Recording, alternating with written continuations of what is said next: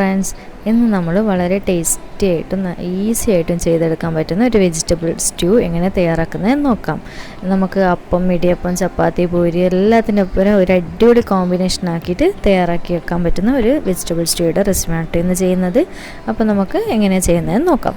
വീഡിയോയിലേക്ക് പോകുന്നതിന് മുന്നേ എൻ്റെ ചാനൽ കാണുന്നവരൊന്ന് സബ്സ്ക്രൈബ് ചെയ്ത് സപ്പോർട്ട് ചെയ്യണേ.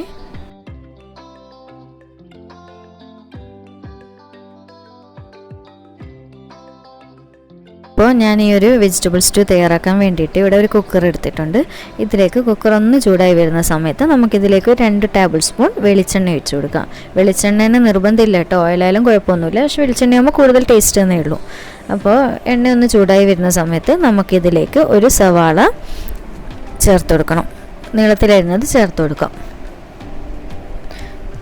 സവാള നമുക്ക് നല്ലതുപോലെ ഒന്ന് വഴറ്റിയെടുക്കണം. ഈ ഒരു സമയത്ത് തന്നെ ഒരല്പം ഉപ്പും ചേർത്തിട്ട് സവാള ഒന്ന് നന്നായിട്ട് വഴറ്റിയെടുക്കണം.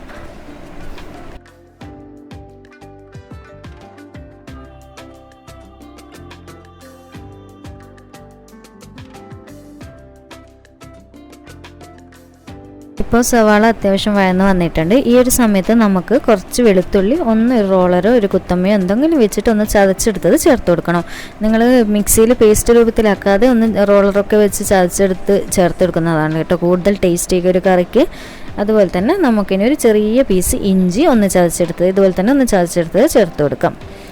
കൂടെ തന്നെ നമുക്ക് ഒരു 6 പച്ചമുളക് ഒന്ന് നീളത്തിലരിഞ്ഞത് ചേർത്ത് കൊടുക്കണം. പച്ചമുളക് കൂടുതൽ ചേർത്ത് കൊടുക്കുക, അത് നിങ്ങളുടെ എരിവിനനുസരിച്ച് ചേർത്ത് കൊടുക്കണം കേട്ടോ. കാരണം വേറെ പൊടിമുളകോ ഒന്നും കാര്യങ്ങളോ നമ്മൾ ഇതിലിടില്ല. വെറും പച്ചമുളകും കുരുമുളക് പൊടിൻ്റെ എരിവ് മാത്രമാണ് നമുക്ക് ഈ ഒരു കറിയിൽ ആവശ്യമായിട്ടുള്ളത്.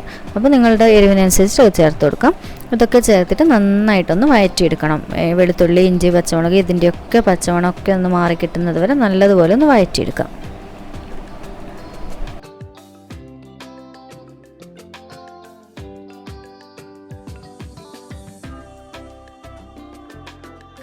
ഇപ്പം വെളുത്തുള്ളി, ഇഞ്ചി, പച്ചമുളകിൻ്റെ ഒക്കെ പച്ചമണമൊക്കെ മാറി നല്ലതുപോലെ വഴന്ന് വന്നിട്ടുണ്ട്. ഇനി ഈ ഒരു സമയത്ത് നമുക്ക് ഒരു ചെറിയ തക്കാളി ചേർത്ത് കൊടുക്കണം. ചെറിയ തക്കാളിയാണെങ്കിൽ ഒരു ചെറിയ തക്കാളി, അഥവാ അത്യാവശ്യം വലിപ്പമുള്ള തക്കാളിയാണെങ്കിൽ ഒരു പീസ് തക്കാളി ചേർത്ത് കൊടുക്കാം. കാരണം സ്റ്റ്യൂവിൽ ഓവർ പുളിപ്പ് പാടില്ല, അപ്പോൾ ആ കറിൻ്റെ ടേസ്റ്റ് മുഴുവനായിട്ടും മാറിപ്പോകും. അതുകൊണ്ട് ഒരു ചെറിയ തക്കാളിയാണെങ്കിൽ ഒരു ചെറിയ തക്കാളി ചേർത്ത് കൊടുക്കാം. തക്കാളി ചേർത്ത് കൊടുത്തതിന് ശേഷം ഇത് നല്ലതുപോലെ ഒന്ന് വഴറ്റിയെടുക്കണം. നല്ലതുപോലെ എന്ന് പറഞ്ഞാൽ തക്കാളി വെന്തുടയുന്നത് വരെ വഴറ്റിയെടുക്കണമില്ല, കാരണം കുക്കറിൽ വെക്കുന്നതല്ലേ, അപ്പോൾ പെട്ടെന്ന് തന്നെ നമുക്ക് വെന്ത് കിട്ടിക്കോളുമല്ലോ. അതുകൊണ്ട് ഒന്ന് ജസ്റ്റ് ഒന്ന് വഴറ്റിയെടുക്കാം. ഇനി നമുക്ക് തക്കാളി വഴന്ന് വന്നതിന് ശേഷം ഇതിലേക്ക് ആവശ്യമായ പച്ചക്കറികൾ ചേർത്ത് കൊടുക്കാം. അപ്പോൾ തക്കാളി ഇവിടെ അത്യാവശ്യം വഴന്ന് വന്നിട്ടുണ്ട്. ഈ ഒരു സമയത്ത് നമുക്കിതിലേക്ക് ആവശ്യമായ പച്ചക്കറികൾ ചേർത്ത് കൊടുക്കാം. ആദ്യം തന്നെ ഞാൻ ഇതിലേക്ക് 2 ഉരുളക്കിഴങ്ങ് ഒന്ന് അത്യാവശ്യം ചെറിയ കഷ്ണങ്ങളാക്കി കട്ട് ചെയ്ത് ചേർത്ത് കൊടുക്കുന്നുണ്ട്. കൂടെ തന്നെ ഒരു ക്യാരറ്റ് ഒന്ന് ചെറുതായിട്ട് നീളത്തിലരിഞ്ഞത് ചേർത്ത് കൊടുക്കുന്നുണ്ട്. പിന്നെ നമുക്കൊരു 6 ബീൻസ് ഒന്ന് നീളത്തിൽ കട്ട് ചെയ്ത് ചേർത്ത് കൊടുക്കാം. എന്നിട്ടൊന്ന് നന്നായിട്ടൊന്ന് ഇളക്കി യോജിപ്പിച്ചെടുക്കണം. അപ്പോൾ ഞാൻ ഇത് നന്നായിട്ട് ഇളക്കി യോജിപ്പിച്ച് കൊടുത്തിട്ടുണ്ട്. ഇനി നമുക്ക് ഇതിലേക്ക് 1 കപ്പ് ഗ്രീൻ പീസ് ചേർത്ത് കൊടുക്കണം. ഗ്രീൻ പീസ് ഞാനിവിടെ 1 കപ്പ് ഒരു 2 മണിക്കൂർ മുന്നേ ഒന്ന് വെള്ളത്തിൽ കുതിർത്ത് വെച്ചതാണ് കേട്ടോ ചേർത്ത് കൊടുക്കുന്നത്. അപ്പോൾ നിങ്ങളുടെ ഗ്രീൻ പീസിൻ്റെ വേവിനനുസരിച്ചിട്ട് അത് നേരത്തെ കുതിർത്ത് വെക്കുക എന്തൊക്കെ ചെയ്യണം കേട്ടോ. കാരണം എന്ന് വെച്ചാൽ നമുക്കിവിടെ കിട്ടുന്ന ഗ്രീൻ പീസൊക്കെ പെട്ടെന്ന് വെന്ത് കിട്ടുന്നതാണ്. അതുകൊണ്ട് ഞാനൊരു 2 മണിക്കൂർ മുന്നെയാണ് കുതിർത്ത് വെച്ചിട്ടുള്ളത്. അപ്പോൾ ഗ്രീൻ പീസും ചേർത്ത് കൊടുത്തതിന് ശേഷം നന്നായിട്ടൊന്ന് ഇളക്കി യോജിപ്പിച്ചെടുക്കണം. ഈ ഒരു സമയത്ത് നമുക്ക് ഉപ്പ് ആവശ്യമെങ്കിൽ ചേർത്ത് കൊടുക്കണം കേട്ടോ. അതുപോലെ തന്നെ ഞാൻ ഇന്ന് പച്ചക്കറി വേണമെന്നൊന്നും പ്രിഫർ ചെയ്യുന്നില്ല കേട്ടോ. കാരണം നിങ്ങൾക്ക് നിങ്ങളുടെ കയ്യിലുള്ള പച്ചക്കറിക്ക് അനുസരിച്ച് ചേർത്ത് കൊടുക്കുക. അതുപോലെ തന്നെ നിങ്ങൾക്ക് കോളിഫ്ലവർ, മഷ്റൂം ഇതൊക്കെ ഇഷ്ടമുണ്ടെന്നുണ്ടെങ്കിൽ ഇതൊക്കെ ചേർത്ത് കൊടുക്കാം കേട്ടോ, കുഴപ്പമൊന്നുമില്ല. അപ്പോൾ ഇനി നമുക്ക് ഇതിലേക്ക് കുറച്ച് കറിവേപ്പില, കുറച്ച് മല്ലിച്ചപ്പ് ഇത് 2 ചേർത്ത് നന്നായിട്ട് ഇളക്കി യോജിപ്പിച്ചെടുക്കണം. അപ്പോൾ കറിവേപ്പില, മല്ലിച്ചപ്പ് ഇതൊന്നും കൂടുതലാവരുത് കേട്ടോ സ്റ്റ്യൂവിൽ, കാരണം എല്ലാത്തിൻ്റെ ഫ്ലേവർ വേണം. അപ്പോൾ ഒന്ന് കൂടുതലാവാനും പാടില്ല, എങ്കിലാണ് സ്റ്റ്യൂക്ക് കൂടുതൽ ടേസ്റ്റ് കിട്ടുക കേട്ടോ. ഇനി നമുക്ക് ഇതിലേക്ക് തേങ്ങ ഒരു വലിയ അത്യാവശ്യം വലുപ്പമുള്ള തേങ്ങയുടെ 2ാം പാലാണ് ഞാൻ ഇപ്പം ചേർത്ത് കൊടുക്കുന്നത്. 2ാം പാൽ ചേർത്ത് കൊടുത്തിട്ടാണ് നമ്മളിത് വേവിച്ചെടുക്കുന്നത്. അപ്പോൾ ഞാനിത് ഇതിലേക്ക് ഒഴിച്ച് കൊടുക്കുന്നുണ്ട്.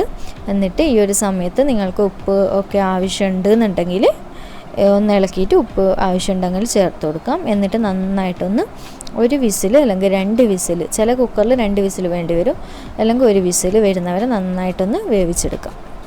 അതുപോലെ തന്നെ ഞാൻ ഇപ്പോൾ ഈ ഒരു കട്ട് ചെയ്ത രീതിയിൽ തന്നെ പച്ചക്കറികൾ കട്ട് ചെയ്യണമെന്നില്ല കേട്ടോ. നിങ്ങൾക്ക് നിങ്ങളുടെ ഏത് രീതിയിലാണോ നിങ്ങൾക്ക് താല്പര്യം ആ ഒരു രീതിയിൽ കട്ട് ചെയ്തെടുക്കാം കേട്ടോ, കുഴപ്പമൊന്നുമില്ല. അപ്പോൾ എല്ലാ വെജിറ്റബിൾസും ആഡ് ചെയ്തതിന് ശേഷം നന്നായിട്ട് ഇളക്കിയിട്ട് കുക്കർ അടച്ച് വെച്ചിട്ടുണ്ട്. ഒരു 2 വിസിൽ വരുന്നവരെ ഒന്ന് നമുക്ക് വേവിച്ചെടുക്കാം.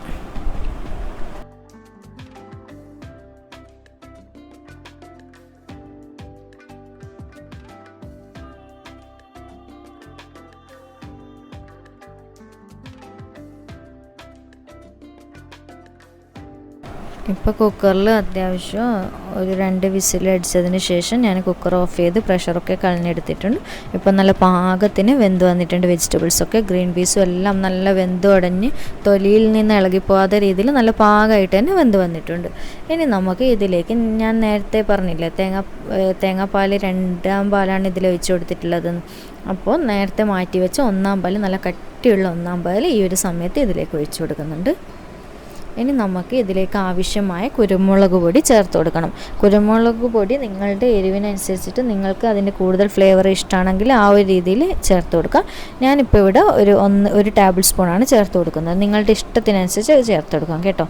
എന്നിട്ട് നന്നായിട്ടൊന്ന് ഇളക്കി യോജിപ്പിച്ചെടുക്കണം. അപ്പോൾ ഞാൻ ഇതാ നല്ലതുപോലെ ഇളക്കി കൊടുത്തിട്ടുണ്ട്.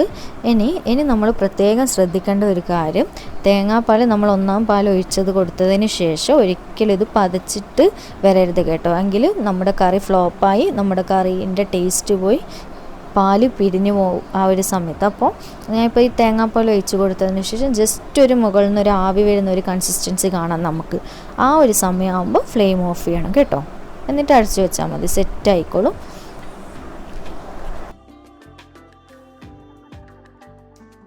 ഇപ്പോൾ ഇതാ നമ്മുടെ കറി ചെറുതായിട്ടൊരു ആവി വരുന്നുണ്ട്. ഈ ഒരു സമയത്ത് ഞാൻ ഫ്ലെയിം ഓഫ് ചെയ്യണം കേട്ടോ.